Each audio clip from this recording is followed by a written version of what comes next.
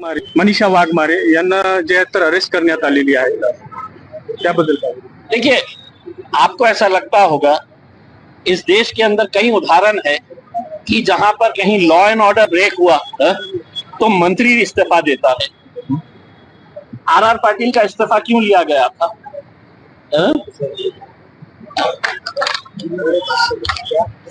AR Antule साहब क्यों resign करे थे? क्या सीमेंट वो बेच रहे थे? नहीं ना। आर पाटिल साहब ने क्यों रिजाइन किए थे? क्या उन्होंने उसमें शामिल थे? उसके अंदर नहीं थे शामिल थे। लेकिन अब आप कहेंगे कि हम एक कुलकर्णी को अरेस्ट कर लिए है और एक दूसरी वाघमारे बाई को हमने अरेस्ट कर लिए है, तो बात वहां पे रुकना नहीं चाहिए।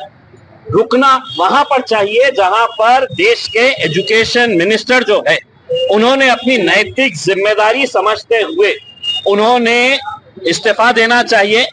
और नरेंद्र मोदी साहब जो पश्चिम बंगाल का इलेक्शन जीतने के बाद जमीन पर लेट गए थे, नतमस्तक हो गए थे अपने वोटर्स को धन्यवाद देने के लिए, नरेंद्र मोदी साहब दुनिया में तुम कहीं पर भी हो, दोनों हाथ ऐसे जोड़कर इस देश से माफी मांगना पड़ेगा तुम्हें, युवाओं से माफी मांगना पड़ेगा तुम्हें कि देखो मेरा कसूर है, मेरी जिम्मेदारी है, मैं तुमसे माफी मांगता हूं करके। लेकिन हवाई जहाज में बैठे और बुर्र बोले तुम लोग अपना अपना देखो, मैं जा रहा हूं अरब मुसलमान से गले मिलने के लिए। मनोज जरांगे पाटलांनी बैठक घेतली आणि 30 मे पासून पुन्हा उपन सुरू करणार आहेत। काय आहे की मनोज जरांगे साहेब जे आहेत, आम्ही सुरुवातीपासून त्यांचं समर्थन केलेलं आहे, आजही करणार आहे। आणि त्यावेळी सुद्धा आम्ही त्यांना स्पष्टपणे सांगितलं होतं या भारतीय जनता पार्टी आणि त्यांच्या नेत्यांवर विश्वास ठेवू नका। पीठ में खंजर कैसा भोंका जाता है, ये अगर दुनिया में अगर किसी को सीखना है तो भारतीय जनता पार्टी से सीखना चाहिए। उस वक्त जरांगे पाटिल साहब को ऐसा लगा कि मतलब भाजपा के इतने बड़े नेता हमको आश्वासन दे रहे हैं, झूठ का बलिदान है। अब ये आंदोलन कर रहे हैं, हमारा यही अनुरोध रहेगा, अब का जो आंदोलन रहेगा वो आंदोलन जो है वो हिट आउट या गेट आउट रहेगा। बिल्कुल आखिरी लड़ाई बोल के अगर आप उतरेंगे तो ही आपको इसके अंदर कामयाबी मिलेगी। एक विषय होता 30 जूनपर्यंत कर्जमाफी करू असं मुख्यमंत्री म्हणाले। किसान वाट बघा, 1 तारखेला आम्ही उत्तर देऊ तुम्हाला याचे।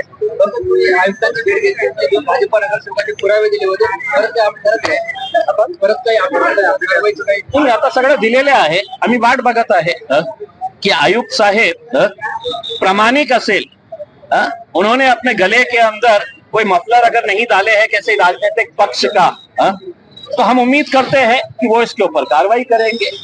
और हाईकोर्ट ने खुद ने इस मामले को गंभीरता से लेते हुए कल ये मैटर 18 तारीख के दिन रखा है और हाईकोर्ट ने खुद ने कहा था कि आई एम सरप्राइज, ये हाईकोर्ट के ऑब्जर्वेशन है कि I am surprise, open court के अंदर उनका वकील कहता है, सरकारी वकील, कि हम 7 दिन का टाइम देंगे और 24 घंटे भी नहीं हुए, रातों रात जाग कर है तो ये कर दिए है। अब मैं उन अधिकारियों को ये कहना चाहता हूँ, कटघरे में तुम्हें रहना है, ना तो वो मंत्री आने वाला है तुम्हें बचाने के लिए, और वह ना नेता जिसकी गुलामगिरी करने के लिए, जिसकी चाटुगिरी करने के लिए, जिसको खुश करने के लिए तुम्हें तो बुलडोजर लेके पहुंचे थे, अब वो नेता नहीं आएगा, कोर्ट के अंदर तुम्हें ही घसीटा जाएगा और सवाल तुमसे ही किया जाएगा। जैसे कि मैं सो रहा हूँ तो पिताजी को जगाना है मुझे, तो वो डायरेक्ट उठाने के बजाय, और हिंसा की परंपरा मेरे यहाँ नहीं थी सौभाग्य से, तो वो क्या करते थे कि उस कमरे में आ जाएंगे या बाहर से गुजरेंगे और चौपाई बोलेंगे, प्रात काल उठ के रघुनाथा मात पिता गुरु नावई माता। कभी कभी मैं गुस्से में उठ करके अरे पापा चरण स्पर्श किया और सो गया, मैंने कहा अब मत उठाना।